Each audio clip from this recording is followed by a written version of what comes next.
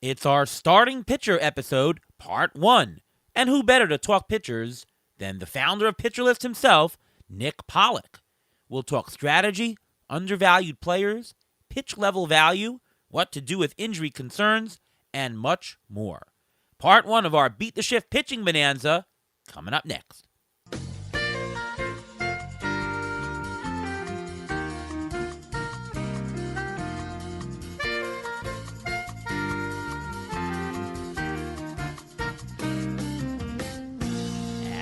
And welcome to another episode of the Beat the Shift podcast.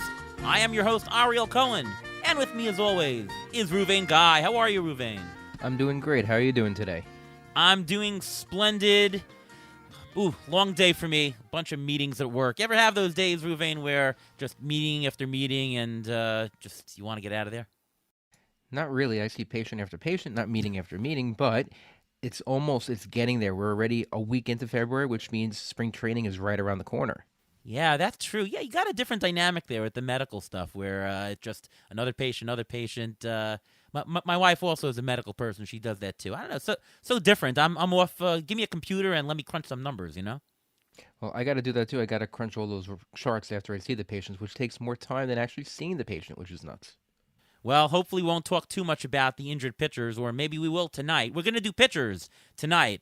Starting pitcher episode, part 1. There's so many pitchers. We split up into 2. And, of course, we have to have back the king of starting pitching here, king of pitcher list, Nick Pollack. Welcome back to the show, Nick. How are you?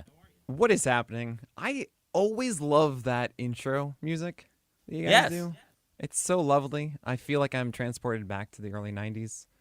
And watching Full House again. And don't ever call me the king of pitchers ever again, please. Thank you. You got it, dude. Nice.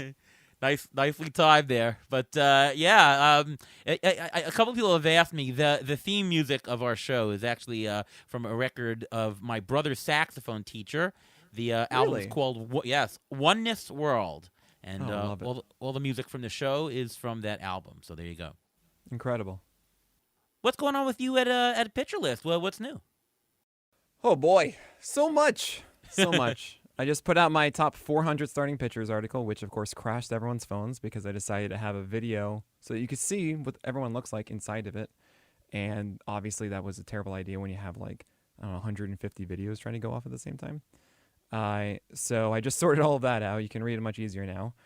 And it's been a week of making sure that that's good, but we have all these fun things coming out with PLX. That is our new custom stats of mistake rate and strike minus ICR rates. Our new player pages have IVB and IHB and VAA and all the fun stuff that you want to know.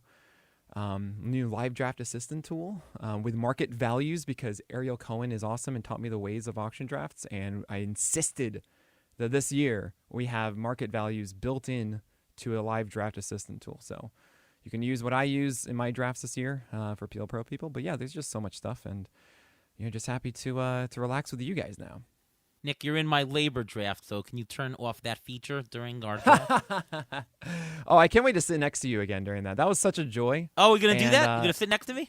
Of course. All right. I also hope I can. We got to talk because I want to get you a keyboard to bring to Florida in time. Oh my God, you remember that? I remember yours. You have the full size, right?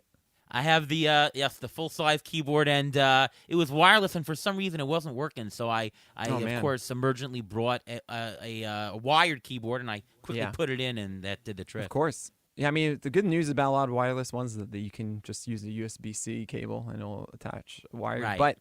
But you wanted blue and orange keycaps, and I cannot find them. So I'll keep looking for you. The Mets out of stock here? Yeah, the Mets are out of stock, yes. They're always out of stock every year since 86. All right, well, let's get to some serious stuff here. PLV, you've debuted it, coming back for another year. Can you tell me, tell the audience here, what is PLV, why does it work, and who are a few players that are maybe highlighted that PLV really brings forth? Yeah. PLV, you can think of it kind of like, Saris's pitching plus model, not the stuff plus one. It's trying to accomplish a different goal. When it comes to a pitch modeling, you can look at a player as a whole, saying like this is a good quality slider or a bad quality slider. But for us, what's really exciting is to be able to look at the singular event of a one pitch and then be able to say, well, this was a good one, and this event should be looked at differently because this guy hit a home run off of a really good pitch, or he hit one off of a really bad pitch, or he swung at a pitch that he shouldn't have swung at, or he should have swung at this one that was in the zone, right? So what PLV allows us to do is really a seed that gives a grade to every pitch, and then we can create these really cool stats because we understand the context of every single pitch better than ever. It's really fun. And what I just said before of like new PLV stats, we have one called Mistake Rate that we just released this week, which says, okay, by PLV, we can actually see which pitches inside the zone have double the chance of allowing a hit, which is obviously bad if you're a pitcher. So Blake Snell actually had the lowest percentage of pitches in the zone last year that were mistakes with a double chance of getting a hit. So much so at 3% that the next person, the number 2, was Yuri Perez around 4.5%. That's number 2. So that's half of a standard deviation or something like that. I can't remember. I can't remember standard deviations. This is so embarrassing in front of Ariel. But it's such a massive jump from first to second, and it kind of explains how that worked having a 30% walk rate, right? So there's a lot of really fun things you can do with PLV. We're adding more and more stats to the whole suite of it, but that's the crux of what PLV is. Yeah, and I've always remarked that when you take things down to the pitch level, you gain sample size really quickly, and you can learn a lot about a pitcher, right? I would say that you could probably learn everything about a pitcher in about 2-3 starts. Is that about right? I say the 3-start rule. First is a exception, second is a suggestion, and third is confirmation. Yeah. I mean, I once worked on a stat called WPDI, which also is on the pitch level, right? So CSW is also a pitch level stat as well, right? Oh, no, CSW would be, yes, absolutely it is. No, That's it's right. 2 of the 6 of WPDI. That's right. So, yeah, you. Exactly. Hey, yeah, you know the WPDI. There you go. I do. Want to talk about pitch value. So, we can talk exactly about what it is, but I want to get from you the context of sort of why it's important for us to look at. And, for a guy like me who I deal mostly with statistics. Now, obviously, we don't just look at high-level statistics like won-loss, ERA. We're smarter than that. We look more at components, strikeout rate, K-BP, and all that. But then there's also pitch value, is the value by pitch. Obviously, there's a velocity by pitch. There's also a change. Question is, what do we gain? Like, do we gain that much by spending the time to really drill down to specific values? Like, what do we have to gain by really doing these deep dives on a pitch level? That's a really, really good question, and I do want to make a distinction. There is something called pitch value. It's I believe it's a Baseball Info Solutions stat that essentially says, hey, when this pitch is thrown, what was the outcome? So it was a home run. Must have been a bad pitch, so we're going to give a negative value to that. Okay, this was another pitch. It was a swinging strike with the bases loaded. Thus, it's really good, and it changes the run value, so thus we're going to assign it that way. It only looks at the result of it, which always bothered me because you could throw the same exact pitch twice and get different results. Thus, it's going to be graded differently, and that just is wrong. Because, no, if you want to actually grade the pitch itself, it doesn't matter what the outcome was, right? So so that's why it's pitch level value. That's why it's PLV, the distinction there. But I know that's not really what you're talking about, but I'm sure people have seen that before, and that might be confusing. So what is the value, though, of understanding these metrics and, understanding the value of a pitch, right? And for me, I have this very weird, I think, different way of analyzing pitchers than others, which is understanding the concoction that pitchers create when they have different pitches. That is, okay, if I have a slider that's like this and a curveball like this with a four-seamer like this, does that create a full arsenal that can have certain success? And it's really important to know, okay, if I could choose one elite pitch to have in my arsenal, it's a four-seamer. That's instantly the best pitchers in baseball are the ones that have elite four-seamers. Strider and Wheeler and Cole, and you look at Corbin Burns and it's a cutter, but that kind of is in place of it because you can throw that over 50% of the time. I have a thing called the Wasker rule, which is based on Wasker Inoa from 2022 having this really good season, but then breaking his hand by punching a bench. And I believed in it, thinking, okay, he has this elite slider and this fastball is at 96, 97. He should be really great. Then I realized next year that that was in 2021, 2022, it wasn't very good. And it's because his slider was the only elite pitch. And actually that fastball 96, 97 actually didn't have good pitch shape stuff. And I can talk about that another way. But if you look at PLV of it, and honestly Stuff Plus of it, it's not really going to like it outside of the velocity, and thus it wasn't a good pitch. So if you only have an elite slider and nothing else, you actually aren't going to be consistent and good, and that's the Wasker rule. A lot of guys break that all the time, and I'm just out on them. So I don't like that. So I guess what I'm getting at is if you have one elite pitch, it only really matters if it's your four-seamer. And in general, it's better to have a wider arsenal of very good pitches that say, cool, I can get through lineups on both sides of the plate effectively, than it is to just say, cool, I'll take one elite curveball or one elite secondary and then not have anything that is above for the rest of my arsenal. Yeah, that's actually what I was going to ask you. Is it better to have one elite pitch or 2 to 3 pitches that are, second tier, that type of thing? Because I think from this you can actually learn if a pitcher is pitching better than what you're seeing in the field and the numbers. Is he having bad luck, or can you put a positive spin or a negative spin on the way the pitcher is pitching? Yeah, it's a lot of different ways that I've been looking at this. An easy one, I think, is to say, okay, cool. Do you have a fastball that you can throw for strikes and get whiffs? Do you have a secondary pitch that you can throw for strikes and get whiffs? And then do you have another secondary pitch that is good for the opposite hand, right? If your fastball is a sinker, then you have to have something for the opposite-handed batter that's not a sinker, so normally a four-seamer or a cutter that's able to get strikes, or you can be Kyle Hendricks and be decent at getting it on the front hip when you're younger, but now it's terrible, so whatever. Or you can have just an elite changeup you throw like 50% of the time, and that gets you by like Logan Webb does to lefties. But the guess what I'm getting at is, like, let's say you have a sweeper as your best pitch, and you have you're a sinker sweeper guy. The problem is that sweepers are worse against opposite-handedness, so I'm a righty to a lefty, than, say, a gyro slider, which is one that goes down. So you got to figure out, if I see a guy that just has those things, I'm like, well, you're going to be really bad against lefties. And that is going to cap your ceiling, in my view, because until you find some really good changeup, or you find a four-seamer or a cutter, or just something else that traditionally does well, in all likelihood, that isn't going to change. And that's part of the value that is added with this stuff, is like, really, when you get down to it, like, what do you throw and what can you actually do with this stuff? And when I see pitchers that have weapons for both sides of the plate, they have fastballs that establish lots of strikes, and generally they command well and do all those little things, it creates the floor that we see in consistency. So really, at the end of the day, like, you shouldn't just be ignoring all the results, and you shouldn't just be like looking at the PLV labels and calling it a day. You should be saying, okay, does this make sense based on what they throw? And if it does, then everything's lovely and we're dancing in the meadow. But otherwise, if it doesn't, then we've got a conflict, and we got to kind of figure out, is this just luck that he's getting by on this? Or maybe there's some attributes of these that I'm missing that is why he's getting these results.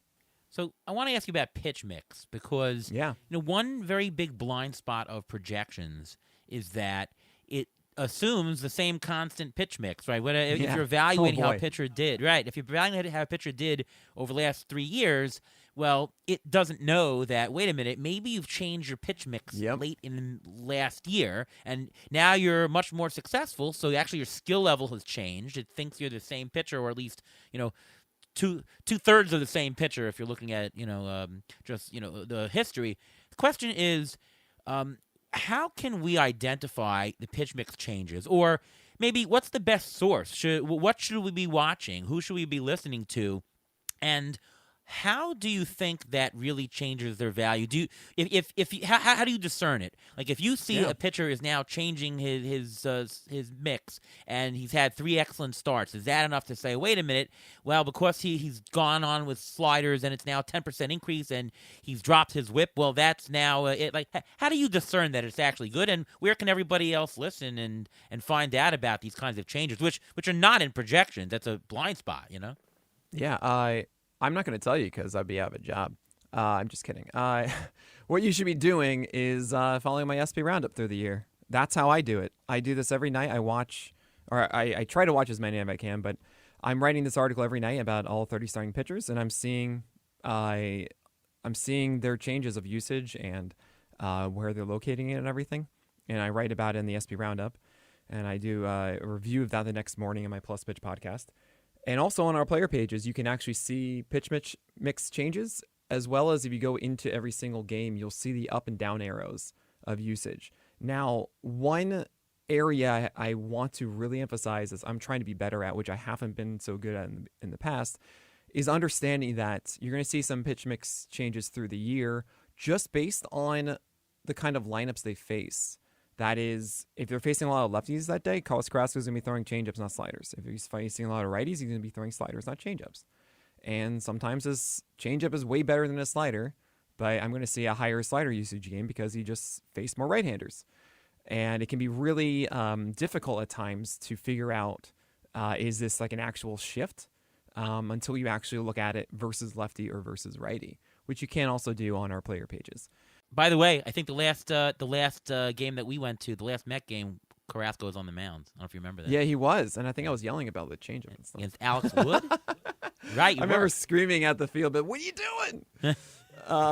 But I have a distinct memory of that, and that was a ton of fun. We have to do that again, Ariel. Yeah. Well, I actually want to interject. What do you're talking about all the about pitch, about pitch mix? What if a pitcher says that they learned a new pitch in the off season? What knowledge would you gain from that? What's your initial reaction to that? Sure. So furthermore to kind of what I've been getting at, and part of my whole weirdness of pitch analysis or pitcher analysis is really crafting like a general blueprint of the player and saying, okay, this is what they're good at.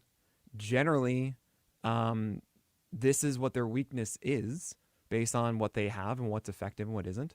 And I normally, to cure this weakness, this kind of thing would be introduced, right?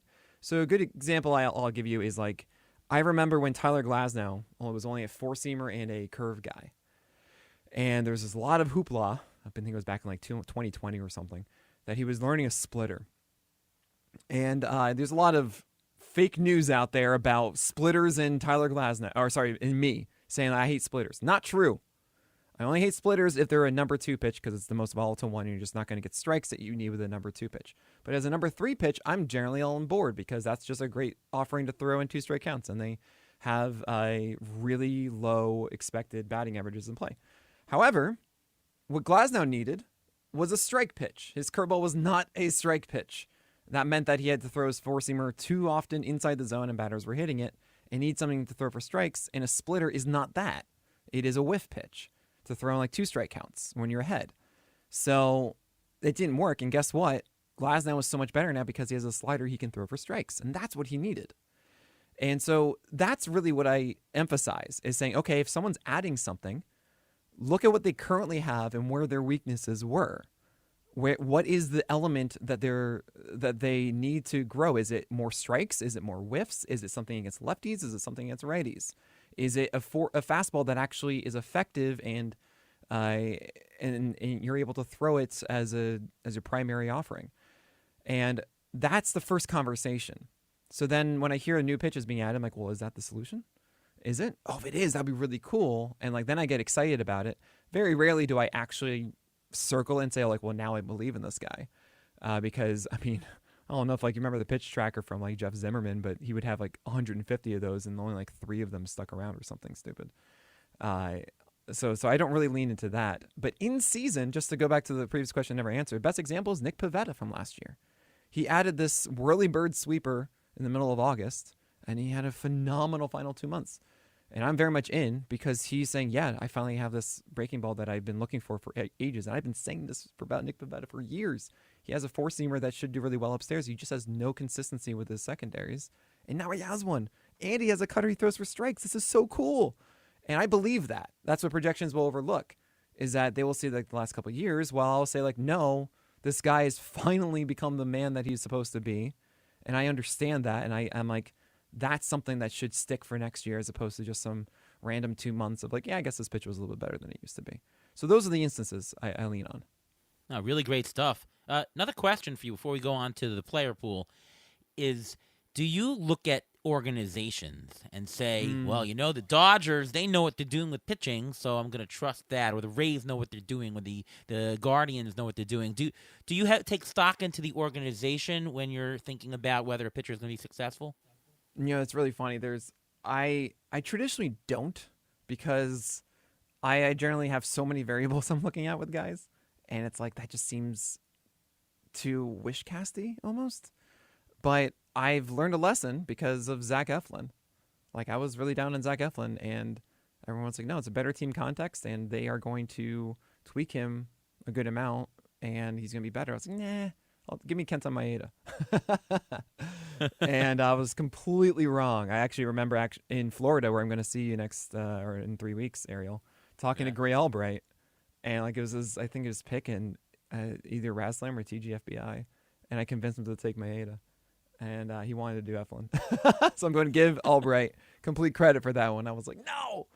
And there's literally only one player, I think, this year that I'm saying, okay, because they are joining this team, I'm in.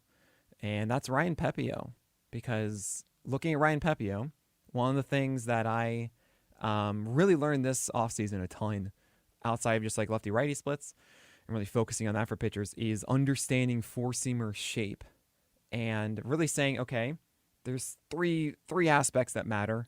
It's extension, it is vert, that is IVB, vertical movement, vert, and adjusted VAA. And I know that's such a mouthful, adjusted VAA, and it's such an intimidating topic. It's very simple. It's just saying, based on where you release the ball, like is it a high release point or a low release point? And that is like based on where your extension is too. So really like down the mound release point. Would this work upstairs essentially or downstairs? Is this steeper of an angle downstairs, so it's like coming from as if it's dropped from a building? Or is it upstairs where it's flat like at the top of a table?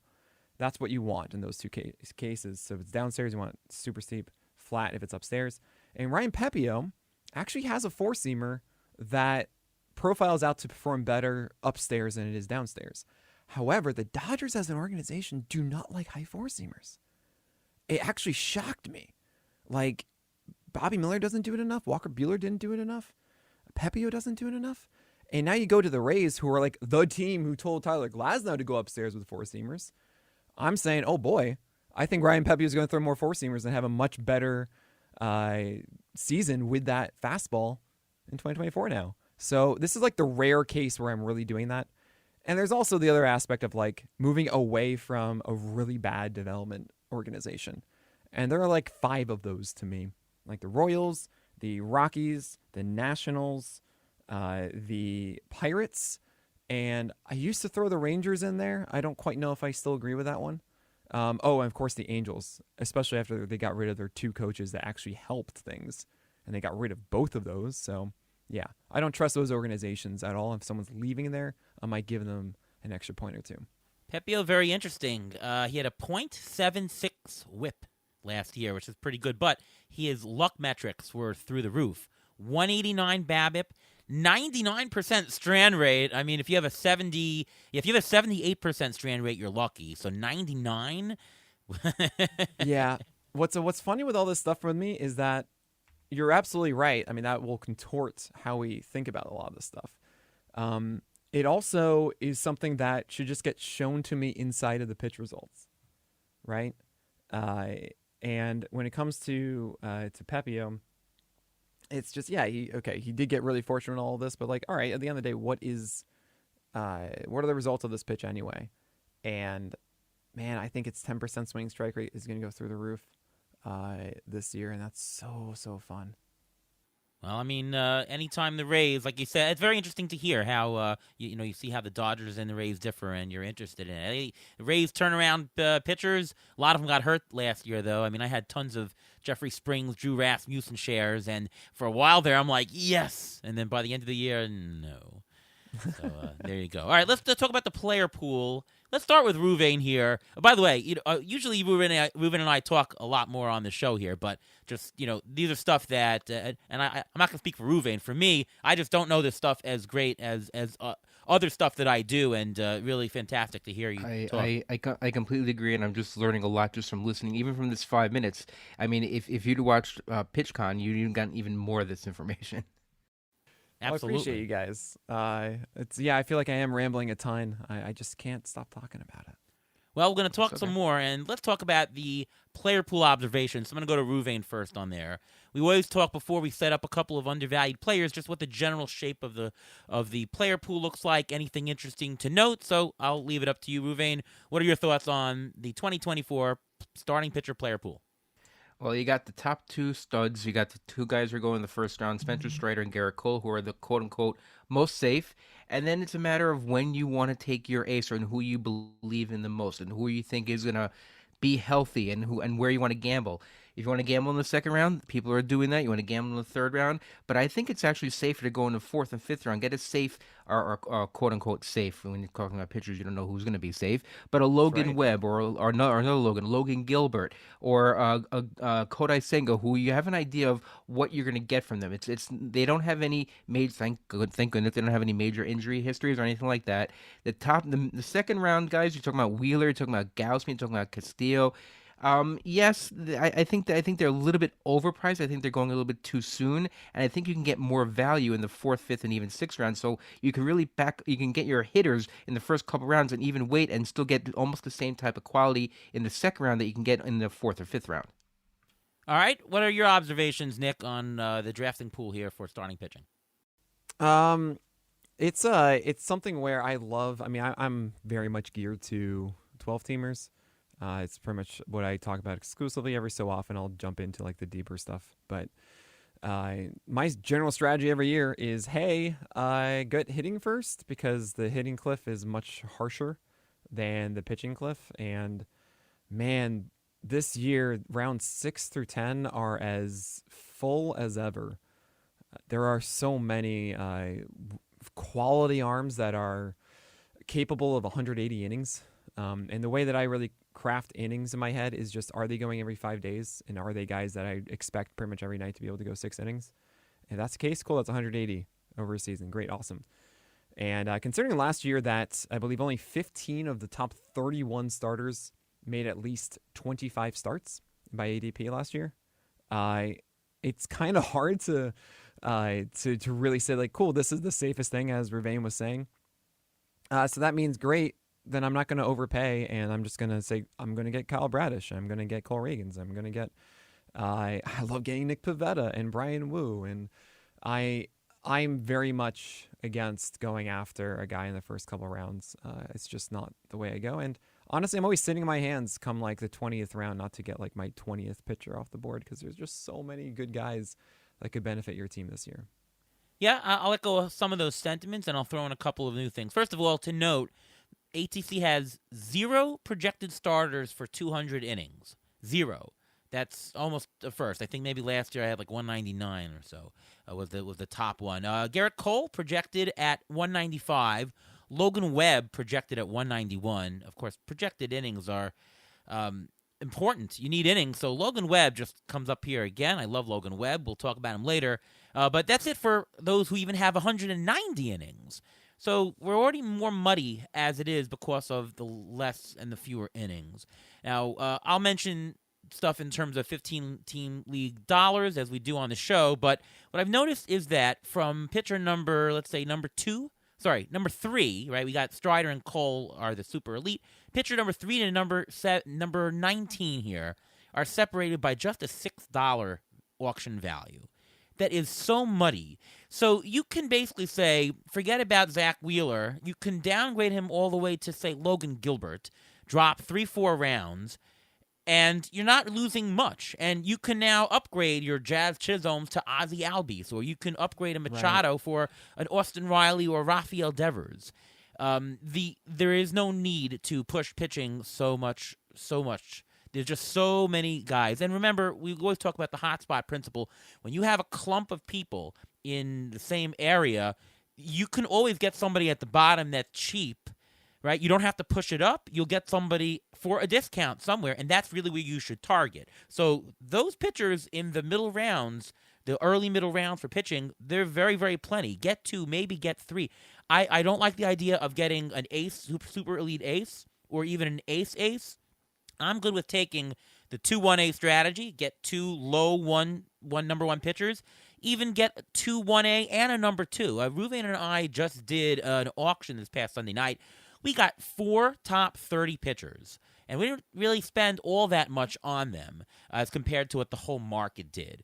The other thing I'll say is that after SP80, I don't see any fantastic values in bunches. Obviously, there's some pitchers with upside here and there, but I don't see that cluster of pitchers, so that you really want to make sure you get your pitchers before it gets to SP80.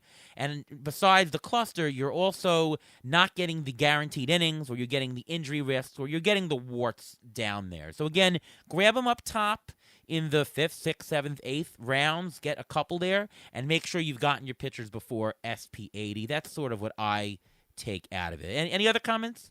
Yeah, I mean, I'm curious. First and foremost, are you talking most specifically about 15-teamers or 12-teamers here? Well, the numbers that I'm talking about is 15, and I guess some of the strategy I'm talking about here more pertains to 15. I would say, though, if we did shift to 12 or 10-team mixed leagues, you can take a pitcher a little bit higher, because remember, the replacement value at the bottom is better, and now there'll be guys on the waiver wire who might be worth it. You can stream a little bit more. You can take a little bit more risk. So sure. I'm talking more deep in mono leagues, and I'm talking more in 15. Does that make sense? It works in a 12-team league also, because, pitchers, you mentioned at the bottom, it gets really, all these pitchers with a lot of warts on them. You don't want those either. So you don't want to get stuck. You don't want to have too much hitting. You don't have too much pitching. You want to have a good balance. So the fact that if you play the middle part, let's say the 4th, 5th, 6th round, and you're not reaching up top, you're still going to get the strikeouts, because there are a lot of good strikeout guys in the 4th, 5th, 6th round, and you're not losing out on ERA or WHIP in that area either. So I think what applies for 15 and 12 are almost the same, but when it comes to a 10, I think 10, it goes out the window. I'm willing to take in a 10. I'm willing to take a first round pitcher, I think. Yeah, I can understand that argument.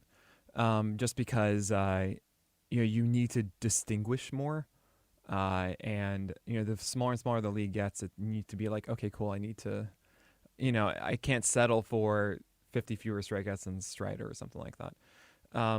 But this is generally how I frame it. I'm again very much 12-teamer, so I say I need to draft 4 guys on my team that I'm not dropping the entire year, who I expect to give me 180 innings. Okay? Like the ones that I'm just the entire year, I lock them in and I get this production. Essentially, I'm saying I don't expect them to have a heightened injury risk where I have to replace them, and I will be competitive in ratios. I expect to get strike out an inning, if not more than that. If I have 4 of those, and I think you very much can, especially by doing the 6 through 10 method, which means that you can be less aggressive on your 1 and 2, but then more aggressive on your 3 and 4, then it opens the door, because my whole thing is, in 12-teamers specifically, the waiver wire is so full. It is beautiful. I do this every year, where I have 2 tables at the beginning of my rankings that highlights guys that went after your drafts would go in 12-teamers. So it's generally after 276, the 23 rounds of 12-teamers that. So this is actually ADP from last year after 290.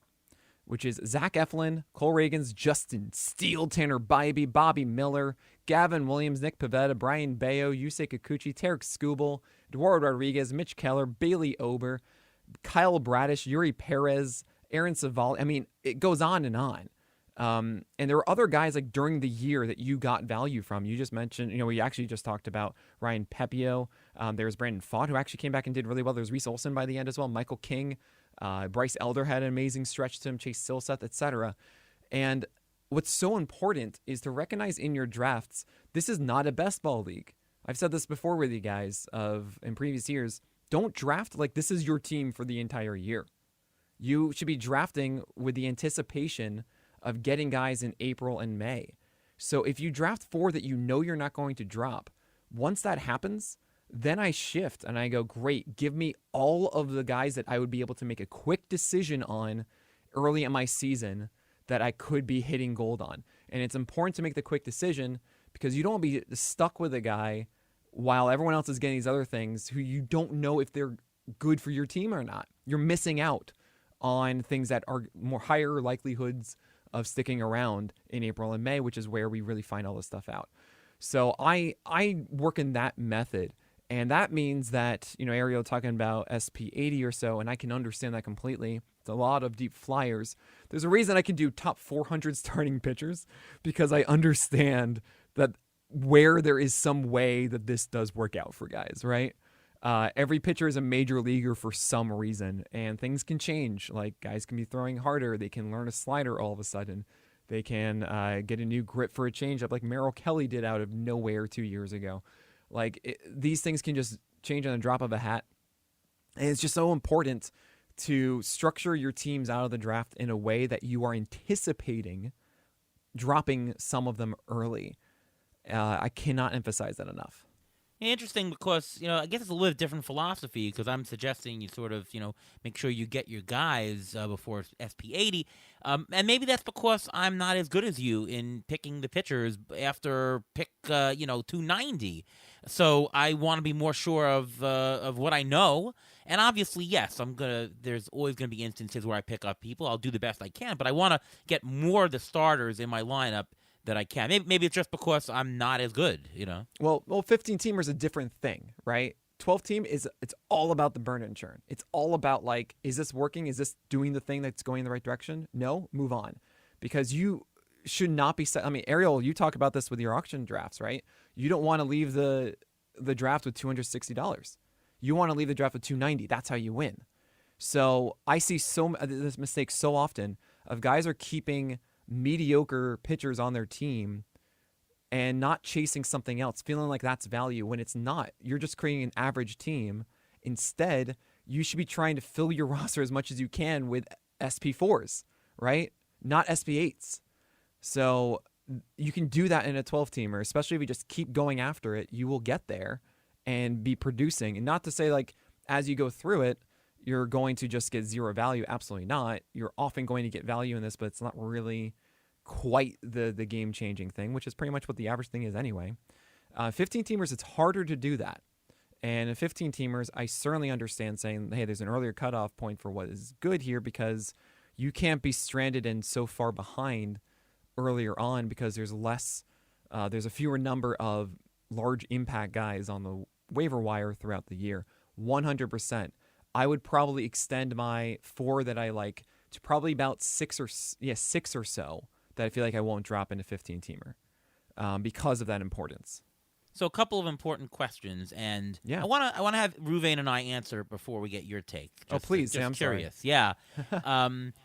Which do you make sure? Obviously, you need strikeouts and you need ERA and WHIP. Obviously, you need everything. But if you had to pick one that it's more important to press and grab in drafts first, is it the strikeouts or are they the ratios? Which should you pay more attention to? Ruvain, what do you think? I like getting one of each, but I preferably I'd want the strikeout guy because the ratios you can make up with the middle relievers. If you don't like your SP4 or SP5 start that week, if you throw in a middle reliever, they can make up some of those ratios during the course of the year. So I think having that strikeout guy, especially because toward the end of the year, a lot of people are just throwing out 2-star pitchers or trying to get 2-star pitchers just to have those extra strikeouts. So if you have that strikeout guy to begin with, you don't have the issue. And the ratios can be made up during the course of the year, even with the middle relievers, so you don't have to worry as much as grabbing, say I need a guy with great ERA and WHIP because I'm going to fall behind. Unless you know you're going to get a strike guy like a Dylan Cease, who's going to get you a ton of strikeouts but may not be the best for your ERA and WHIP, then you may want to get another ERA and WHIP guy just to balance him out. So for me, the answer used to be ratios. Kyle Hendricks. Make sure you get those type of guys first because you can always make up the strikeouts by getting 2-star pitchers. You can make it up later, but, you can't correct ERA and WHIP better. Nowadays, it's shifted more towards the strikeouts. Strikeouts are just more dependable, so they make better investments. A good strikeout guy, he's going to have value, period, because the ERA could be more in flux. So I would say that as the pitching is getting worse and as innings are drying up, it's now swung over to strikeouts. All right, what say you, Nick? Oh, man. There is no correct answer. The real answer to me is making sure you're not falling behind. I don't want to draft a team that is just overly focused on strikeouts. I don't want to focus on a team that's only focused on ratios, right? And there is a really good argument to be had, like, look, if you get behind in strikeouts, like, you're just not going to get it. You're done by like middle of June or so. Like, it's just, you're so far behind, and these other guys are just going to keep pumping forward, and you can't, now if you stay even with them, like, you can't do it. And Remaining makes a really good point about just about ratios are easier to make up with middle relievers. They are volatile a little bit. It's kind of weird sometimes, but you're absolutely right. Generally, you should be able to benefit from that. There is an option for that. You can also make the same case if you want really about strikeouts too. They're going to throw in a good one of those, and it's kind of why I actually like to focus on getting a really high strikeout closer, because it does really help me balance out the team. There's something massive to say about that, because I normally just kind of say like, oh, closers are just for saves. I'm like, wait, hold on a second. If this guy gets me like 100 strikeouts in a year, that's huge, as opposed to someone else that gets me 60. That's like the difference between, I don't know, like last year's Kevin Gausman and like Logan Webb or something, right? So that's a big difference. But at the end of the day, it's I try to really just say I want above average, really just the complete package of it, and they'll complement each other, right? I won't go for Hunter Green. I find myself realizing that I can go for a huge strikeout guy, but it's kind of rare to have a really high strikeout guy who has horrible ratios, because he just won't last long enough in games. Nick They won't Lodolo. go, and Nick Lodolo is a very interesting one because we just don't know what to do there. I mean, I like Nick Lodolo more than Hunter Green, because I think that Lodolo is more of a complete pitcher who's able to go a little deeper into games, and Hunter Green, who has honestly a bad fastball shape, but it's just really hard, and he doesn't command it so well. But I don't want to draft Hunter Green anywhere. But at the end of the day, I find myself thinking, okay, there's another aspect of this that is not being talked about here, which is if you have great ratios, and you don't have like a 15% strikeout rate. Let's just say it's like a great ratio is like a 20 to 25. So I call them Hollies, which is a step up from a Toby, right? Which is kind of like your Chris Bassett almost. They're going to get you wins too. And the guys who are just ultra strikeouts with bad ratios, they're not going to get as many wins, because they're not going to go as long, and they're going to have worse ratios than the innings they do have. And that's part of the equation too, of just tallying. Like, those tallies are important. So it's why I find myself just generally saying, look, I would rather have the instead of the cherry bomb that goes up and down start by start with ratios, but still is generally good at strikeouts, I would rather have the 22% strikeout guy who I believe in going 6 innings with good ratios, because that also means they're going to have more wins. Yeah. And that's my philosophy there. Yeah, and that's the next question I want to ask is about wins. And we always think of wins as, well, wins doesn't predict performance. It's there's a lot of luck. I mean, the Baseball HQ's motto is, project skills, not roles, and wins are right. So, but the thing is that you need wins in your fantasy league, right? And Sure. wins are getting more fickle these days. How important is it to quote unquote chase wins? Let's take guys who tend to pitch long in games, take guys on good squads, take guys with good bullpens, or take guys on teams that don't score a lot of runs that will produce more save situations. How much should you chase the wins nowadays? Yeah, what I do is actually I don't chase the wins, I chase the innings. So the way I see it is you grab more guys with longer leashes. Not only does that give them just higher win chances, it also means that their good ratios are expressed more. And that generally makes that impact, right? Now, of course, you can be smart about this and say, well, I'm not going to chase that guy on the Pirates. I'm like, yep, that makes all the sense. I will push back a little bit on some guys pitching for worse teams that, let's say the Royals win. Of course, I have to do this on every podcast. It's in my contract now. Let's say the Royals win 70 games this year, and Cole Reagans is starting, one every 5 days. Like, okay, he's still probably going to win 10 of those, right? Something along those lines. And he's going to win a exaggerated amount relative to the rest of that rotation. Maybe Waka and Seth Luga get some too. As long as you're going, every 5 days and you have 30 starts or so in a year, a third win chance is like very reasonable, regardless of your team. If you're good, if you're bad, you're not going to get it. But if you have good ratios and you're doing this and you go 200 runs in 6 innings, like you're still going to get a fair number of wins. And that's the way I see it a lot. However, I will definitely give Framber Valdez some love for this reason. That, yes, I expect Framber Valdez, who actually did not have as many wins as he should have, more love because, yeah, he's in as good of a situation as you can imagine with a super long leash, consistency with innings, winning ball club, good defense, good offense, right? Like, he's one of the highest win chance guys in my view. Logan Webb is up there because he's going to go like 7-8 innings. That's why George Kirby is up there, even though the Mariners aren't the greatest offense. Chris Bassett's up there. I love Chris Bassett. He averaged going into the 7th inning in games last year. Right. I mean, that's unheard amazing. Of. Yeah. And that's what you can do with nowadays. Right, yeah. I mean, I've been too low on Justin Verlander because I think the skills degradation is happening. And we just saw like a 21% strikeout rate from him, and it's just going to get worse, I think. But then again, Eno says he's Nolan Ryan. I'm like, oh, man. Louvain, did you see Kate Upton at any Citi Field games this year? I don't. Verlander, he wasn't on the Mets long enough for me to see him, though. I did see her. I did see her at the game. Yeah. I've not. They probably lost that game too. They did. Yeah, there you go. The Mets lost the line. So even if you're Justin Verlander and Kate Upton's at the game, it doesn't guarantee you a win. But I mean, if you have a pitcher on a good team and versus a pitcher on a bad team, like let's say you're in round, I'll give an example. Let's say round 6 or 7, and you have a choice between Jesus Luzardo or Dylan Cease or Kyle Bradish. I mean, who are you going to take? You're going to take the Kyle Bradish because you have a better chance of wins. I would think, Well, yeah. I mean, for me, that's like. This is my point, I guess, what I'm getting at. Wins are a really good tiebreaker a lot, and sometimes it really swings a guy up or down. But when I think about Kyle Bradish, my thoughts are the best slider from any starting pitcher in the majors. I'm serious. Spencer Strider's is as good as it is because his fastball's so good, not because of the slider itself. It's crazy how good Kyle Bradish's is. And then, as you mentioned, right, Orioles are going to win a ton of games. Super long leash. Ratios should be great. Curveball that should be thrown more. Really bad four-seamer that he's allowing fewer balls in play on, which is good. He moved to a sinker, which is nice, but he still can improve on locating that four-seamer. But because he has such a good slider and such a good curveball, and in that team context, like that is such a safe, fantastic situation.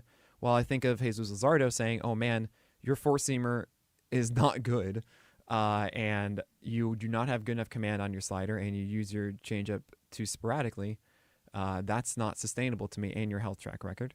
And I see Dylan Cease, I'm like, you have a slider that you all of a sudden could not execute against lefties, and a fastball that gets destroyed against righties, and like, there you go.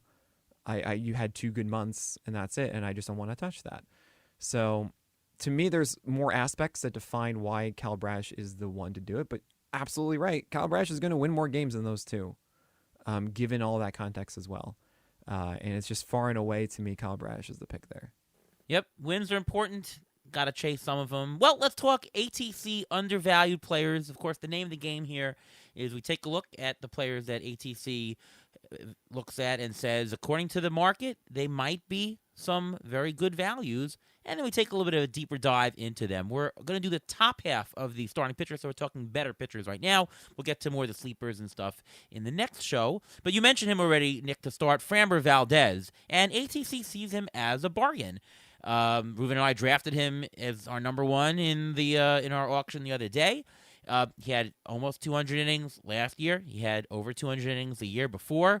I mean, his ERA has been rock solid, plays for a great team. I see little downside risk in general. So why is he being undervalued by the market? And look, I mean, you said before that you love him, so I guess you agree with this, right? It's weird for me to ever say that I love Framber Valdez. I don't know if I said him. I was just saying, all right, for wins, safest situation. Okay. By the way, who's coming on next show? I'm curious. We got Paul Sporer. Of course you do. Of course it's Sporer. That's great. Oh, that's going to be such a good one. Everyone listen into that one. That's fantastic. Framber Valdez, to me, I get it. Actually, I'm looking at all of these that you have. I'm not going to spoil them, but most of them are not your overwhelming 200 plus strikeout guys, right? And I think that's what the market is undervaluing a bit. And it's weird coming from me, who I've always been the guy that's like, don't settle for Tobies. Don't settle for middle ratio guys with like 20% strikeout rates. Yeah, 25 But- last year. 25. Well, right, but Framber's better than that. It's so frustrating for Framber Valdez. I could talk a long time about this, but in short, he has this cutter that he uses pretty much only against lefties now, but it used to be also against righties, and it was the perfect pitch for righties because he has a sinker. And if you guys were remembering what I said before, the start of this, you don't want to throw sinkers to opposite-handed batters. But that's what Framber does, and this pitch gets crushed all the time. And wait, hold on a second. You face more right-handed batters than you do left-handed batters.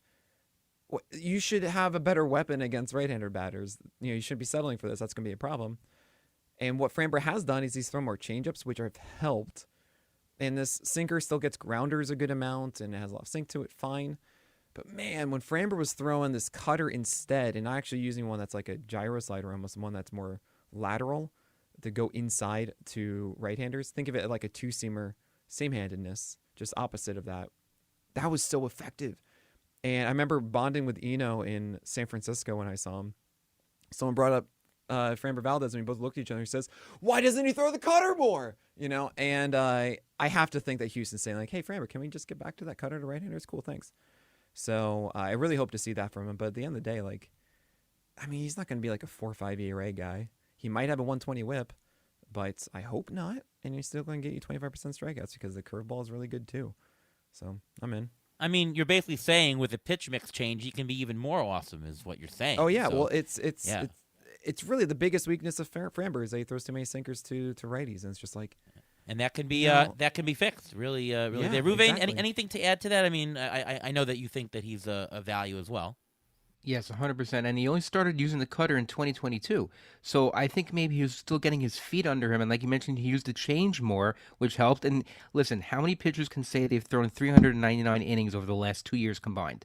Very few pitchers can say that. And if you need someone for bulk innings, instead of throwing out, a number 4, number 5 guy, this is the guy you want to have out there. And where he's going in auctions and drafts right now, his value is worth it where he's going.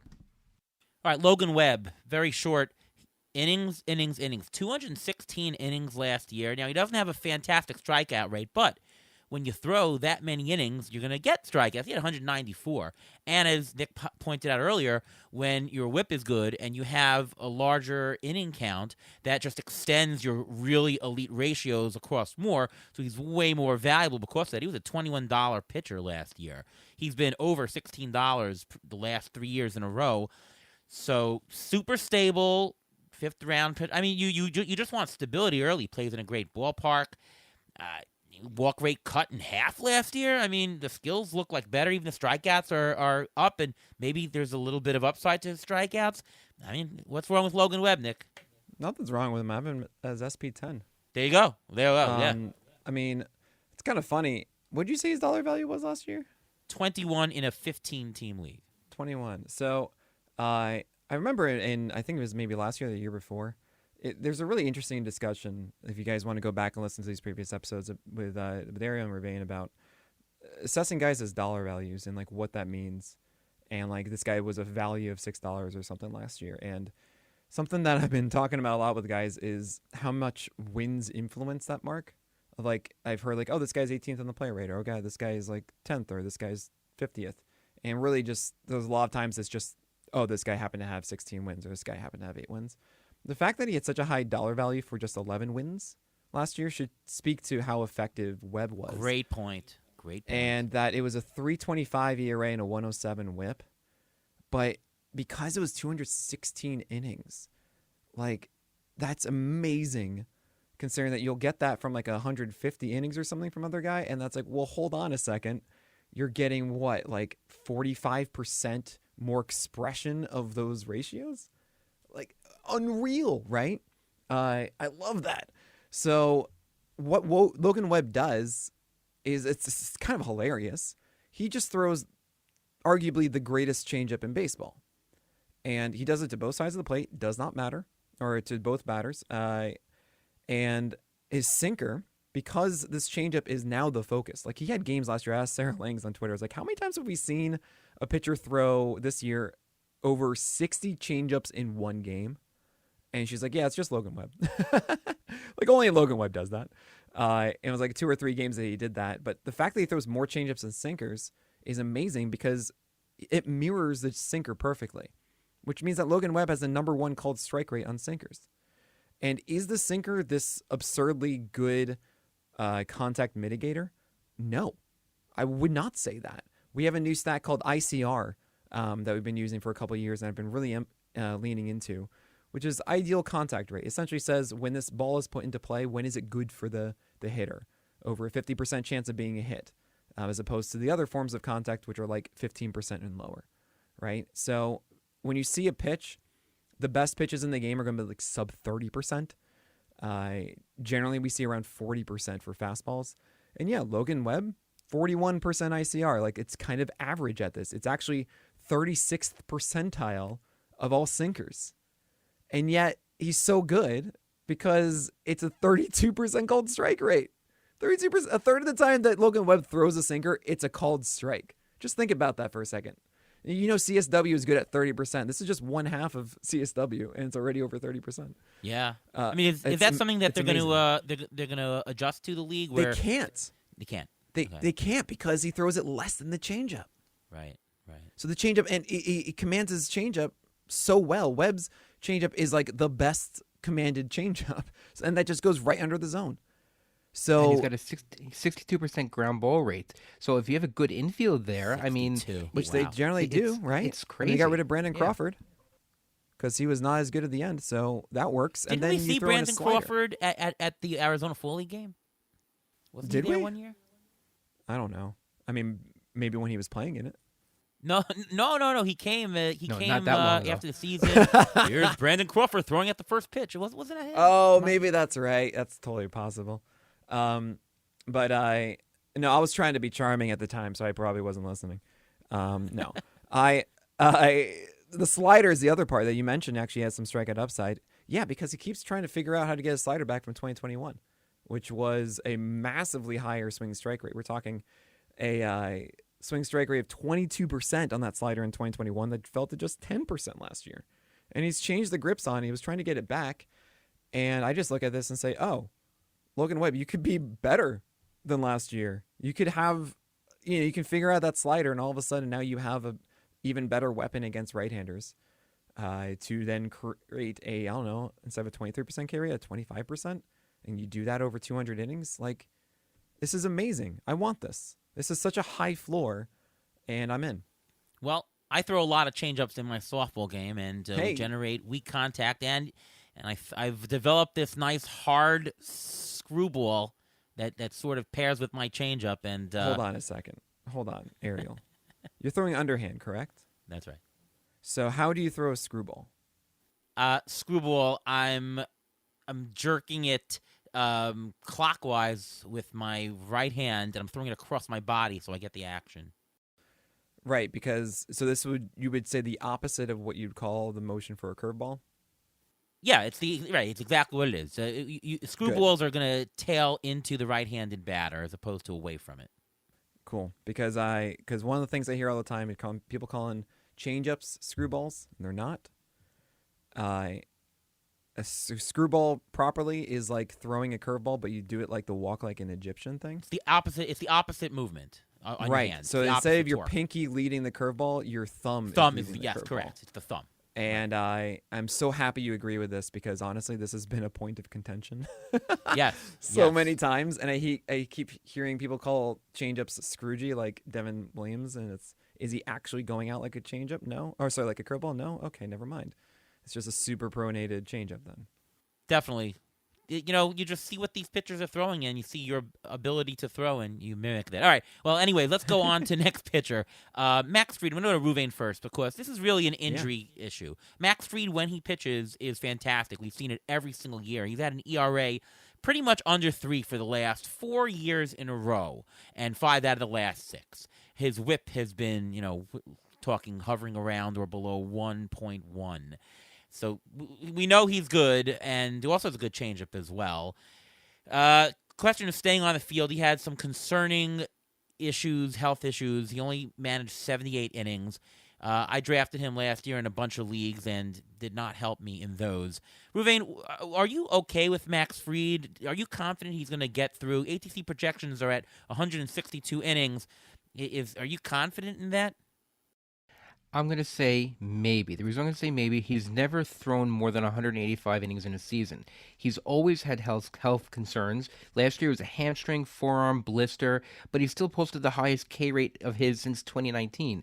So I think that he may get to that total. It'll be close. It'll be probably in between 155 and 165 if I had to say it, because I think the Braves are going to be careful with him. I think they're going to treat him the same way the Dodgers will treat their starting pitchers. They want him to be ready for the postseason. They want him to be ready, 100% healthy, no problem. So I think they're going to be very extra careful, give him extra rest if he needs it. If any little thing comes up, he's going to sit down. The Braves are deepest starting pitchers in their minor system, so I don't think that's going to be an issue. The one thing that I did look for was after he came back from his forearm injury, I checked his velocity. There was no dip in the velocity when he came back, and that was a good sign. That means that I think this forearm issue may be behind him, which gives me the confidence to say that he'll have the over of the 162, 165 inning threshold. But still, he's playing for a team that's playing for the World Series, not for the regular season. That's something you have to take into account when you draft Braves pitchers and when you draft Dodgers pitchers. All right, so Nick, I think that you think that he's a decent pitcher. On a level between 1 and 10, 10 being I'm very nervous. How nervous are you about him getting through the year health-wise? 8. Okay, yeah. And actually, it's really funny, Ariel. I don't know if you remember this. I think it was Florida last year. Maybe it was Arizona a year and a half ago. Do you remember talking about like risk assessment? And we both labeled Max Fried as like the safest guy going into 2023. Do you remember this? Safest, of course, by production, but yeah. No, but just being like, there were other guys that we thought would get injured and stuff, and it's just like Max Fried is just so consistently always good. Like he's like the safest one, which is, I mean, I think just a showcase of like how hard it is to predict this stuff, right?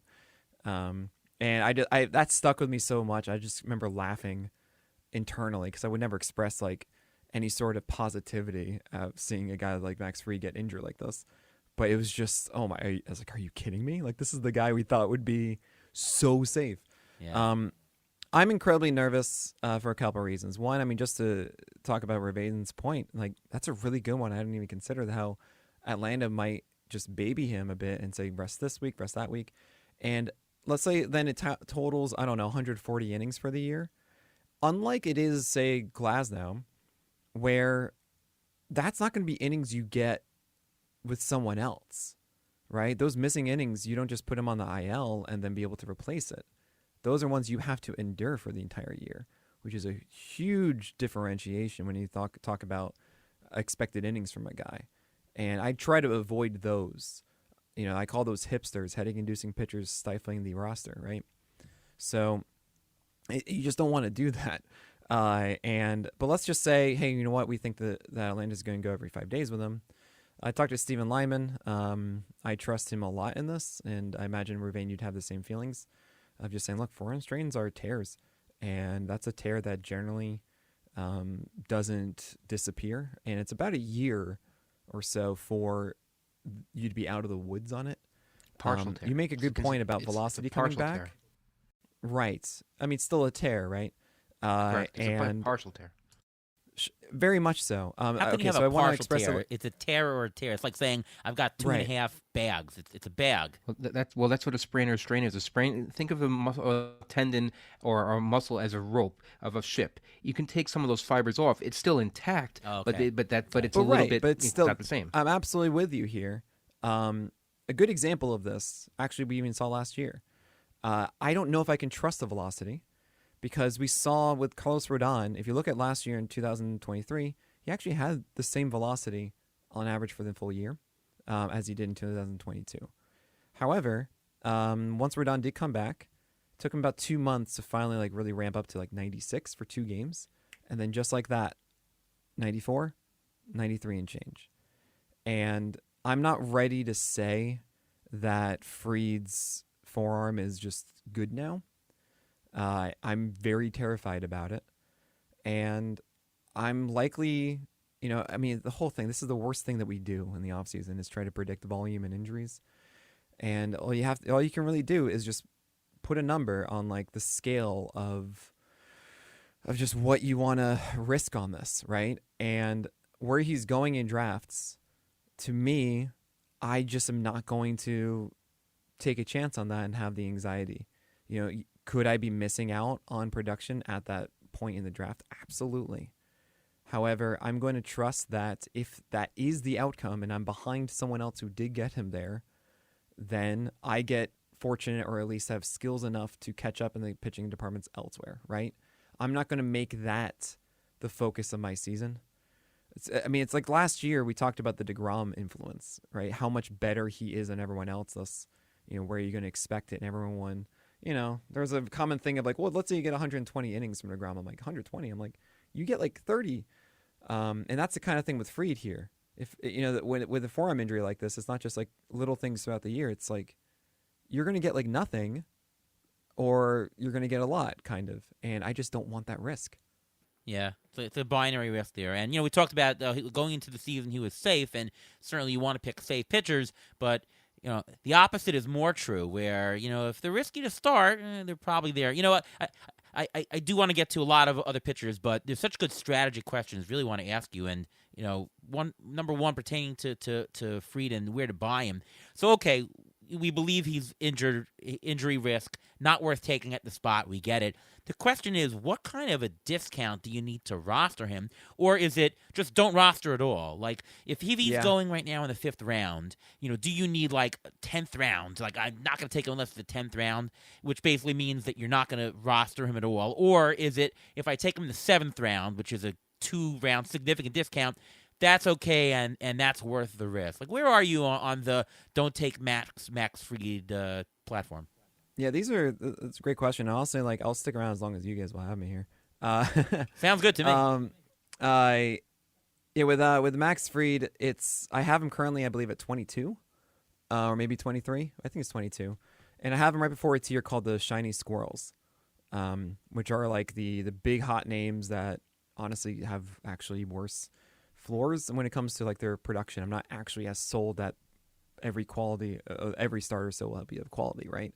So that's like Yuri Perez is in there, Jesus Luzardo is in there, Logan Gilbert surprisingly is in there for me, because his fastball just got worse again and he does not have good command. He has good control but not command. And then someone else is in there that I can't remember off the top of my head. So that's kind of where it is for me. It's like, okay, that gamble of health is equivalent to the gamble of skills of the other guys, right? Where the ceilings, I mean, I love Max Fried healthy. Oh man, I adored him last year. He's great. He's always going to outperform like stuff models and stuff because I think he's legitimately a command pitcher, and it's awesome. And he also has this new changeup that is great, winning ball club, great defense, all this stuff. So that's where I would do it, is saying, okay, that risk versus the other risk of skills. And that really happens around SP 22 to 23 for me, right? Actually around Freddie Peralta.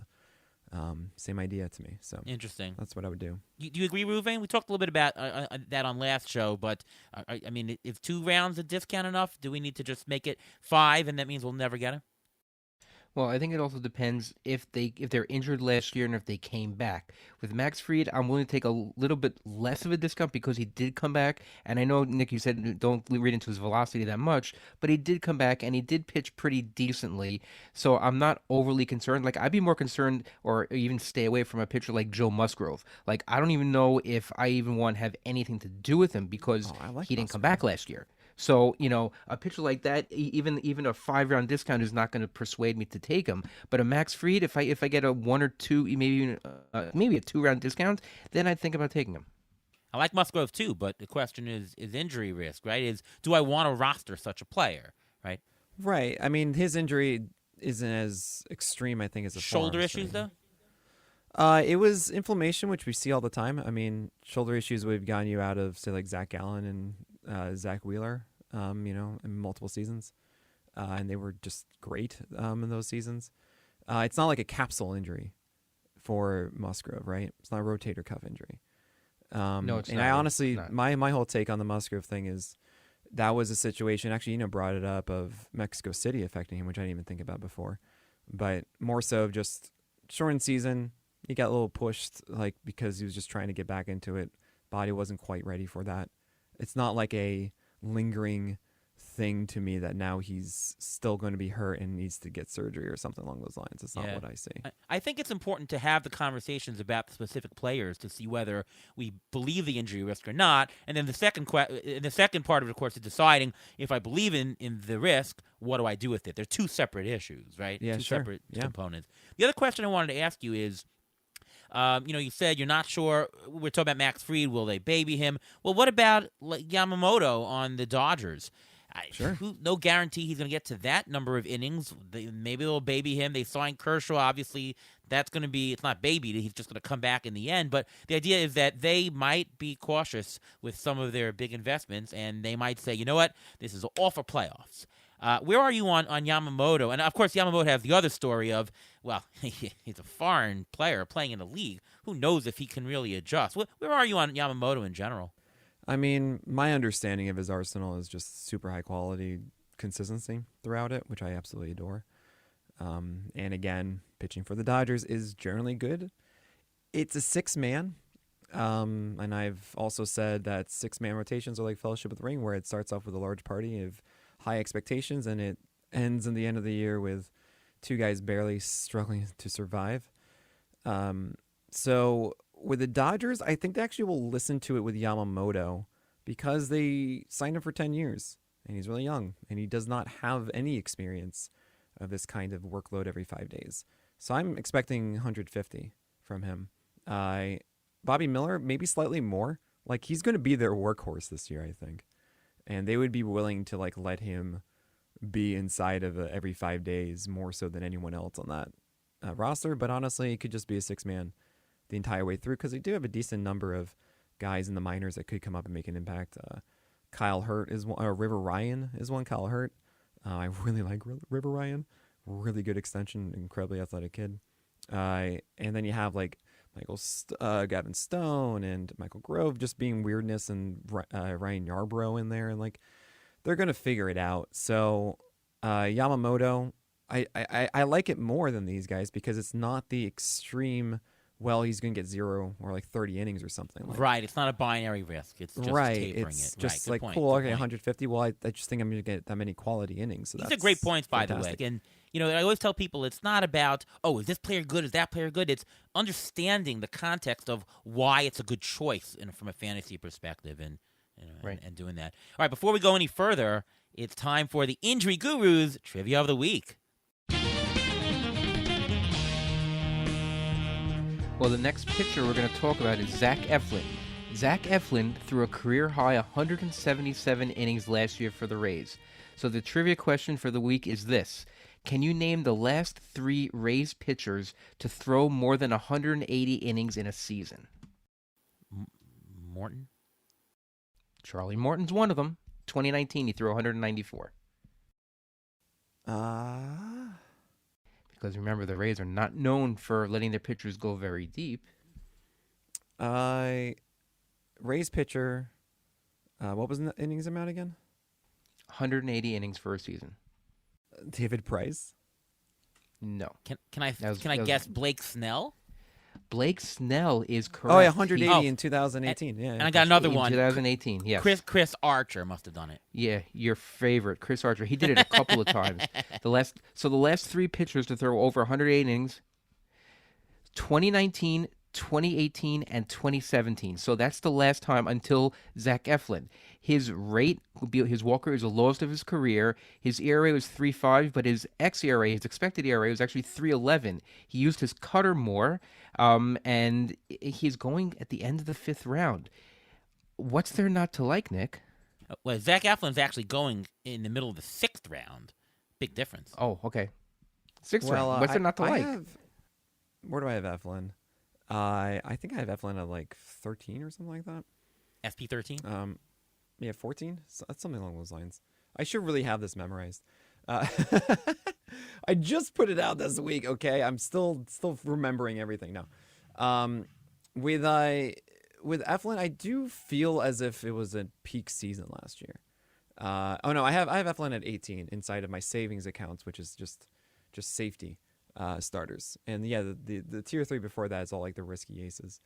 But yeah, with Eflin, it's really like all across his repertoire. He even got value out of his terrible four-seamer because the Rays like, you know what, you don't throw it at all, and you're just going to surprise guys with 2 strikes upstairs. Just do that.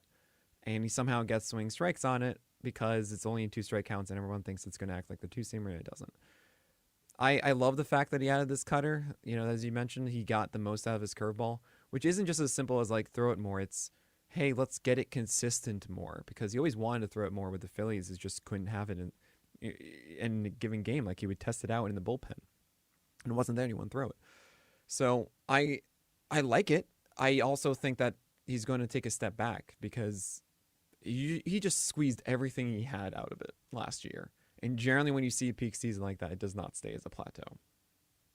Do you think he has a bottom, or do you think that he has a pretty safe floor? Because at the price that he's going, he could take several steps back, and he's still a value. And by the way, even if he's not a bargain, even if he holds some 80% of his value, that's still pretty good for what you're getting at your number 1, maybe number 2 starter at the worst, right? Do you see any issue with that? Because to me, it's a good piece to put in your puzzle. And you know, that walk rate last year was phenomenal. He had a 3.4% walk rate. I mean, we're talking George Kirby territory almost, but with the strikeouts. So he's super, in my opinion, for the price. Yeah, I don't think he's got the same put away rates. That is, when he's throwing pitches in 2 strike counts, how efficient is he getting a strikeout? And that's going to likely take a step back this year, which means that you're probably not going to get the same number of strikeouts from Eflin in 2024. But yeah, I mean, I have him in my top 20. I have him at just 161 strikeouts projected. He had 186 last year. So even with 25 less strikeouts, still an incredible bargain. Yeah. Again, even with fewer strikeouts, it's all good. And really, I have him like Kyle Bradish, Zach Eflin, Joe Musgrove, Framber Valdez, Kodai Senga, just kind of hanging out together, right? This is going to be production for you. You're going to be cool with it. I have him above the shiny squirrels, as I mentioned, of Yuri Perez and Tarek Skubal, Logan Gilbert, Jesus Luzardo, Blake Snell. And I have him below the really fun ones I think will take that step and be great, of Yamamoto and Bobby Miller and Cole Reagans and Grayson Rodriguez and Tyler Glasnow. And yes, I know I have Cole Reagans at 14 because I believe it. And that is my, like, I hate that it's become such a thing of me. I'm like, oh yeah, well, Nick has to do it, but I thought I was going to be so low on him, and nope. But anyway, Zach Eflin. Yeah, it's going to be good. Just don't expect as good. I mean, anything to differ, Ruvain? No, I like where he's going, and I think he's where he's going. You're not gonna his floor is basically known. I mean, we saw what he was with the Phillies. This is a different pitcher than he was with the Phillies. So I think his floor is not that. I think his floor is to the point where if you take him where you're getting to get him now, you're not gonna you'll break even. You're not gonna lose money, but you'll break even, I think. Yeah, his pitch mix is totally different. He's a different pitcher, more cutters and curveballs, and that really did him well. Next pitcher, Tanner Bybee, who I think actually can take a step up in strikeouts this year. I think he can really grow in that. I mean, he was phenomenal. You know, one of the guys who came on as a fab pick and really was successful. Under 3 ERA, 118 WHIP. And he's going in the 8th round, which is, you know, about par value, a little bit of a bargain, actually. Not a bad spot to take maybe a number 3 there, maybe even number 2. It depends on what your build is. In I guess in 12-team leagues, it wouldn't be a 2. It would be more of a 3-4 almost. But a good pitcher, Tanner Bybee. Any thoughts on it? I love the organization. I love the Guardians for developing this pitching. So I trust the organization as well. Yeah, I don't trust the Guardians, and I know that sounds really weird. I trust their minor leagues, but I honestly don't really think of any starters in the past that got just demonstrably better in the majors.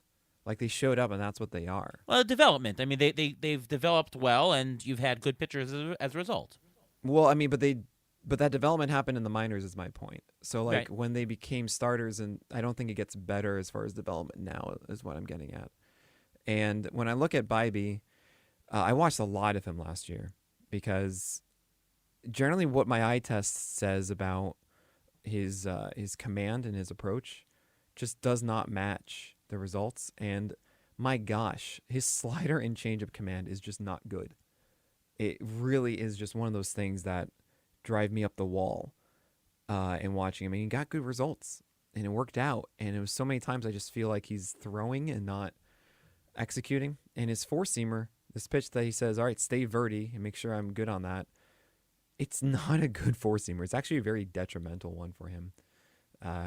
He does stay vertical on it, but very bad pitch shape. Should not be this great pitch for him.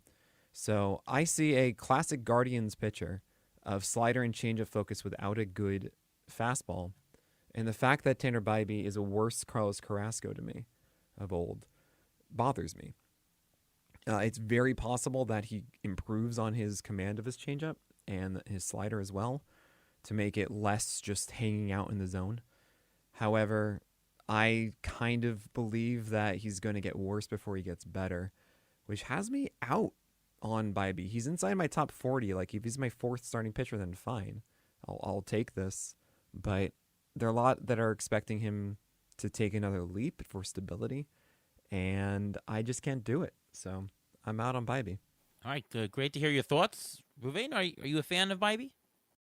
I'm a little mixed with him. He did throw a total of 157 innings last year. He only had 132 in the majors, so I don't think his innings are going to be limited if people think that he's going to only throw 132 innings. No, he did throw 157 innings last year, so there could be a slight increase with that. His K rate in the minors was over 11 per 9 innings. In the majors, only 9. I mean, there is room for improvement there. He's still playing in the AL Central, which is not the best division for hitters. I mean, it's great, so I think that's going for him also. But I thought he was lucky last year. His ERA was 2.98. His expected ERA was 3.66. I'm a little bit concerned about that. I mean, if he's a little bit lucky, that's great. But I mean, how much is that luck gonna continue? He does have the possibility of upside, which makes him very tempting. So I think if for the right price, if there's no one left on the board, I think I may go after him. Oh, yeah, the ERA totally was wrong. He's not a sub-3 ERA pitcher. ATC projections have him at 3.74. So, I mean, he's going to go up 3/4 of a run. Yes, definitely. Price is still somewhat decent. At least I think so. But good to hear Nick's thoughts on him. How about this guy, Justin Steele, who just looks fantastic?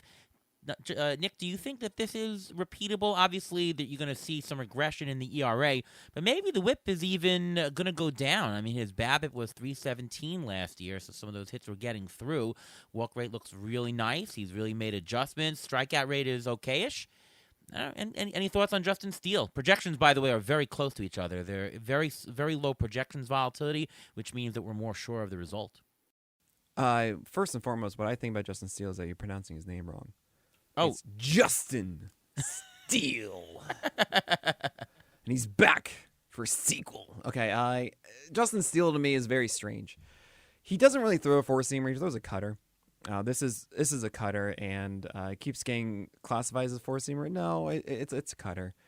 He does a really good job of, when I talked about before of like right-handed hitters need to have a weapon and left-handers need to have a weapon. Well, his cutter is that weapon against right-handers. He gets it inside a ton against them, jams them. It's low ICR, and guess what? The slider is good against lefties, and there you go. And that's really what Justin Steele does all day. I think my biggest worry is he's just a two-pitch pitcher. I mean, really, he's just cutter slider. And I don't love chasing a guy with two pitches where I don't really think either one is truly elite. Neither of these are big swing strike pitches. The slider's a 16%. Both of them have good ICR rates. The four-seamer, 38% ICR, but if you think of it like a cutter, I guess. And that's good to have 63% of the time. Slider is 35%. It's not like this, you can't hit this. And seeing a 9 hit per 9 last year, it just kind of is like, yeah, that's kind of who he is. So it just all sums up to me as someone who really shouldn't be like a 25% K rate, probably closer to like 22. And The ERA is going to get worse while the whip is 117 because he was able to walk fewer batters at 5%. But is he going to be able to really sustain that? He doesn't have a third option if something gets worse here. Like, it's another situation to me of a guy capping out, and I don't really want to buy into that. When I get guys, especially those four I'm talking about, I want them to have like a real legitimate ceiling of being a 25 to 30% strikeout guy with better than a 117 whip that Steele had last year. I don't really see Justin Steele becoming this like 3 ERA, 105 whip, 25 to 27% strikeout rate arm. I really don't see that with this cutter and slider. So that has me out for that reason of not really having those easier paths to the better extremes. Ruben, I want to go on to you with Shane Bieber, another injury guy. This is somebody who's really getting a discount in the market. I mean, auction dollars worth 14, and he's going for an auction equivalent of 8, which is tremendous. And, it's still acceptable. We're talking at about a 12th, 13th round, so you don't have to sacrifice a 6th, 7th round pick for a guy. But, I mean, he's got good skills. We've seen him just 2 years ago. In 2022, he was a $20 pitcher throwing 200 innings. Are you concerned about Shane Bieber? Is this a good risk to take to roster him at a nice discount, which you are getting, according to projections at least? Well, where he's going, his risk is more acceptable than Max Fried. Just for context, Max Fried is 2 years old. Max Fried is 2 years older than Shane Bieber, and Zach Eflin is younger than Shane Bieber. You think of these people, you think of how long they've been in the league and everything like that, but he's got elbow inflammation. He had elbow inflammation. That could be anything. They may be hiding something they don't know what's going on. Sometimes inflammation can hide a tear. You don't even know what's going on, but you're getting the injury discount baked into where he's going right now. He did come back at the end of last year. He was able to make a couple of starts, but he's going in the same round around Mitch Keller, Jose Barrios, Christian Javier. A lot of those guys, Barrios had a good year last year, but Christian Javier didn't really. I think, why not be willing to take risk on Shane Bieber at this level and not a Christian Javier? So Shane Bieber had a 3.8 ERA. Can he stay below a 4 ERA? Can he get back down to maybe like a 115 whip? And where are you with the health concerns, Nick?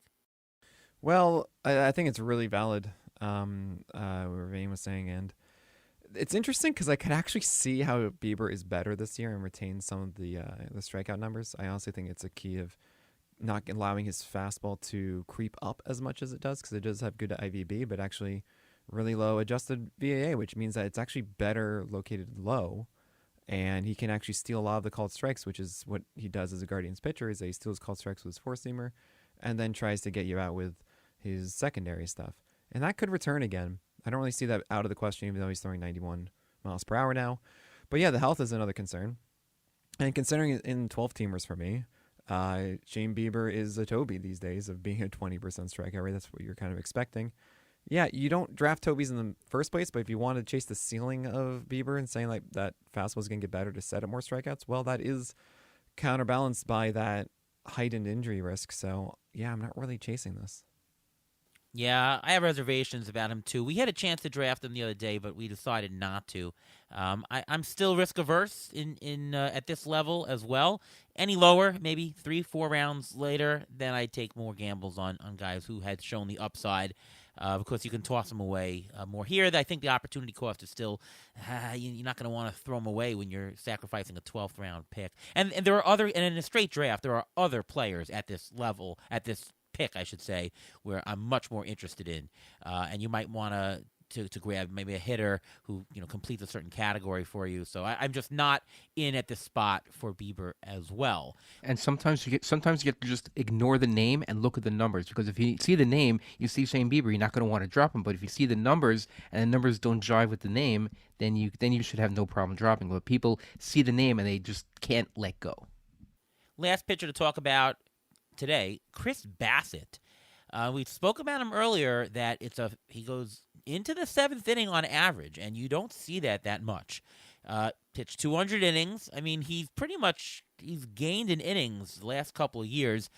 He was out a couple of years ago with a fluky hit in the head type of injury, which he bounced back well. Because he lasting games, he had 16 wins last year, 15 wins the year before. The ERA looks like it's a nice floor. Now, the only thing is, for the earlier part of his career, was pitching in really good pitchers' parks. We're talking about Oakland, New York. Now he's in Toronto, although Toronto actually changed their park, and it's much more of a pitcher-friendly park than it was. So that really helped him a lot. His WHIP has been kept down. He's been a consistent low BABIP, so I think he has a better WHIP floor, and I think he has enough Ks. It's one of those guys you talked about earlier, Nick, where it's not a 20, it's 23, it's 22, something like that, where you're getting something, and just like Zach Greinke, who you got worried when his velocity was down the spring, he did that too. He was pacing himself for big inning stints. So he sort of knows his body. I kind of like that tangentially about him. And Toronto should have a lot of offense. So you put the fact that he could have some wins again, that there's a nice floor on some of his ERA, WHIP, and even strikeout metrics. And he's going a little bit cheaper than he probably should, according to projections. Not a bad pick. I wouldn't really bank on it, but he's a guy that I don't have a problem taking. I really don't. Ariel, who was the Mets pitcher? I think it was a Mets pitcher who had like 10 earned runs in the final game of the year. The Mets pitcher? Well, maybe not the Mets pitcher. The fantasy pitcher you always talk about. Lance Painter for the Rockies. Okay. It's tell called me the about Painter that. effect. Yeah. What is that? That's where the last day of the season, like his ERA was really awesome until the last day of the season, and because he was in a meaningless game and he just gave up 10 runs, it went from a fine ERA, and then because of that one outing, it looked like a terrible ERA on the last day of the year, and that was Lance Painter, and some people call it the Painter effect. So what if I told you that the reverse Painter? So what is it, like the I don't know, the invisible spray? The Bassett for the year had a 3.60 ERA. However, his first game of the year was 9 earned runs. And after that, well, what do you know? Chris Bassett had a 3.25 ERA instead of a 1.19 WHIP. It was a 1.14 WHIP for the year. That's a huge thing, right? So I hope that helps people understand like what actually Bassett was like last season. And that was his first start for the Jays, and it was just, they were like, what did we just get? But yeah, I dig Bassett. Something I've been talking about a lot with Eno is stuff models. This is a thing that he says. Stuff models are negligent once you throw like 6 pitches. And Bassett throws 7, 8, arguably, actually, because we now split up sweeper and slider inside of our PitcherList player pages. So pretty much every pitch, sinker, cutter, curve, four-seamer, sweeper, changeup, slider, splitter, he threw it last year. The cool thing is that it takes the sinker, which has a mistake rate that is like 191st percentile. Like he throws some of the biggest mistakes inside the zone. It's probably because of the sinker. He throws it, and it gets a 74% strike rate, 27% called strike rate, and it's ICR. Remember before I was talking about like, oh man, 38%, or actually like 41% for Logan Webb, right? Really high ICR. 32%. He throws it about 40% of the time every game. It's incredible. He's able to sneak this sinker into the zone so often. And it's because he has such a variety of pitches. Guys just passively do that. They're not ready for it. It's awesome. And it defies a lot of models because of that. So I'm always going to be in on Bassett. I just always see a guy that's going to have a sub 4 ERA, who's going to have a sub 120 WHIP, who's going to have a strikeout rate that's above 20%, pitching close to 180 innings, if not more, for a team that is going to win games. And what do you know? He got 15 wins in 2022 and 16 last year, and that's still going to happen because he goes so deep into games and he's solid with ratios because of this ridiculous arsenal. So I'm a fan of Bassett. Like, I think every single year I'll just gladly take him as my SB4. It's really atypical to what I normally talk about. What gets me excited is that like that really high ceilings and stuff. But this is my point. I'd rather in so many leagues take Chris Bassett than Justin Steele, especially at their price. And like if I had between them, sure, I'll take Justin Steele slightly. But like honestly, you might just be happier with Chris Bassett this year. Very interesting. Yeah, totally dig it. Great points. Ruvain? I tend to agree. I like Chris Bassett, especially where he's going. He threw 200 innings for the first time in his career, even though he was known as a workhorse before then. So he's a little lucky with his BABIP. His home run rate was a little bit up, but he's going. We're in the ninth round, 10th round, around that area right now. And the pitchers around him, the pitchers are being drafted around him. Justin Verlander, Hunter Green, Michael King, Jordan Montgomery, Chris Sale.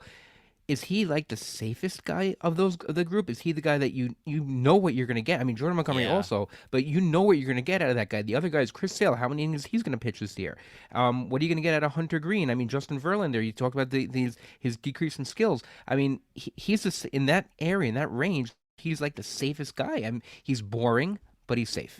And by the way, my projected numbers that even including the bargain has him at a 4 ERA. So he doesn't even have to beat a 4 ERA to be valuable as a bargain. And if he gets anywhere near where he was, or the PitcherList one, that you spoke about, he's a huge bargain. He was a $16 player last year, and you don't Yeah. have to pay anywhere near that price to get him. And he's been pretty consistent. He's been pretty much mid-teens for his career. Like the Brandeis Students Center. If you guys know what that looks like, it's copper. It's all green. It doesn't have any paint on it. So that's what I'm thinking of. Looks like you came up with a new acronym. There it is. Yeah. All right, Ruvain, time for your injury report. A lot of starting pitchers to talk about, so what say you? Let's start with the Dodgers. Walker Buehler was already announced that he's not going to be in the opening day rotation. Manager Dave Roberts said he is in a quote unquote slow program. He wasn't more expressive about that, so we don't know what that means. Whether it means extended spring training, whether it means a rehab assignment, we don't know when he's going to start. So when you draft him, keep that in mind that he's not going. You may have to taper down his innings expectation. Clayton Kershaw came out today and said that he doesn't have a firm timeline for his return from shoulder surgery, but he's targeting a, quote, July-ish, August-ish return, whatever that means. And how many innings you're going to get out of him, he's definitely going to start, but how many innings you can get out of him when he comes back? 5 innings, maybe 6 innings. So again, taper down your innings totals before the season starts, and you'll get a better idea of how much he's actually worth. Another one, Dustin May. 3 weeks ago, he began a throwing program. So he's coming back from a UCL tendon revision. So he's going to be sidelined at least until the second half of the season. We don't know how long that's going to be. In December, Nestor Cortez began a throwing program. Hopefully he will have we haven't heard anything else, which means he's probably going to be coming to spring training without any physical limitations, and he's a guy to watch out for because you can probably get a good bargain. It's an injury update, so I can't not mention these two guys. Jacob deGrom, he will resume throw. He said this past 2 weeks ago, this past weekend, that he plans to begin throwing again in the spring, which means maybe July, maybe August. I don't know what you're gonna get out of him, but I don't think he's worth drafting because if you're in an NFBC type league, you're not gonna keep Jacob deGrom on your bench for half a season. Sometimes it's just not worth it. And another guy who, yeah, I know Nick, you like him a little bit, but Lance McCullers, I don't he like him said at all. what? No, but we're friendly, friendly. You Oh, never spoke to him? he's nice. Yeah, sure. He's a nice guy, nice guy. Yeah, sorry, please. It's fine. He said he expects to return toward the end of the summer, whatever that means. So he's also Yeah. still Hold my recovering breath. from a forearm injury. He's a guy. If you really want to take a waiver wire on him, that's fine, but probably do it mid-season, not draft season. He is a nice guy. He's pretty cool. Yeah, that's what I said. Nice guy, but nice guys sometimes finish last. I still can't believe the Texas Rangers still won the World Series without DeGrom. Jeez.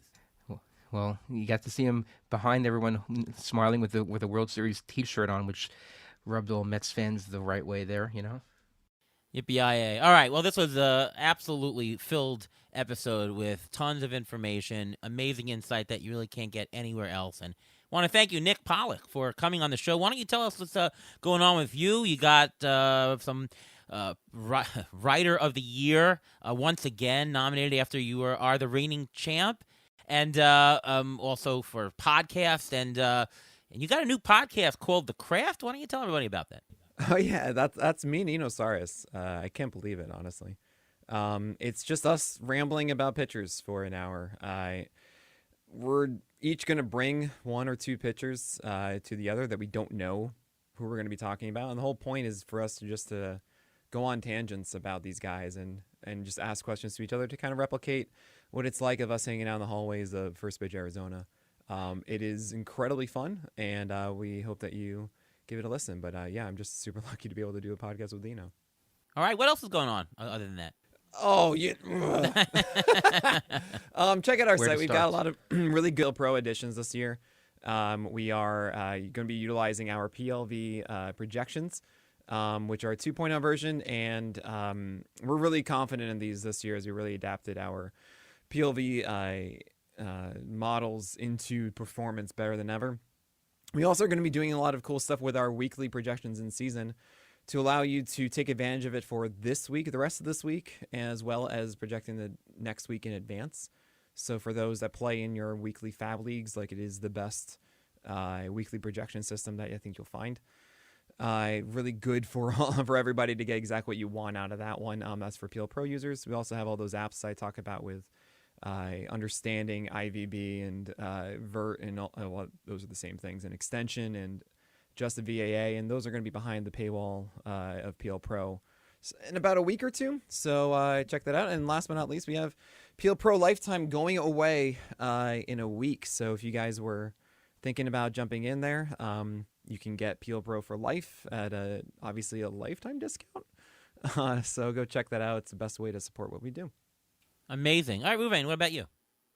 You can follow me on Twitter, X, whatever you want to call it, at MLB Injury Guru, where I tweet out injury updates. They're already slowly starting to come in as pitchers are starting to report to camp. You can also catch my in-season article on Rotoballer discussing these injuries and many more. All right, I'm Ariel Cohen. I'm over at Fangraphs, over at Rotoballer. Got projections up on multiple sites at Fangraphs, CBS Sportsline, RotoWire this year. That's new. And, yeah, you can listen to me every week on the Beat the Shift podcast. Of course, my Twitter handle, at ATCNY, tied for the shortest handle in fantasy sports, baseball. Yeah. All right, well, that's a story. Part one of the Pitchers with Nick Pollack. Thank you so much once again for coming on the show. We'll have part two in about a week. You won't want to miss that one. And so, once again, thanks, Nick Pollack. From everyone else here at Beat the Shift, we'll see you next time.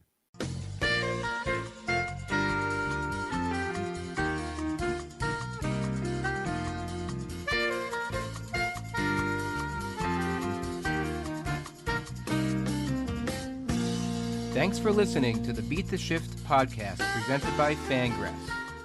Follow us on Twitter at beat_shift_pod.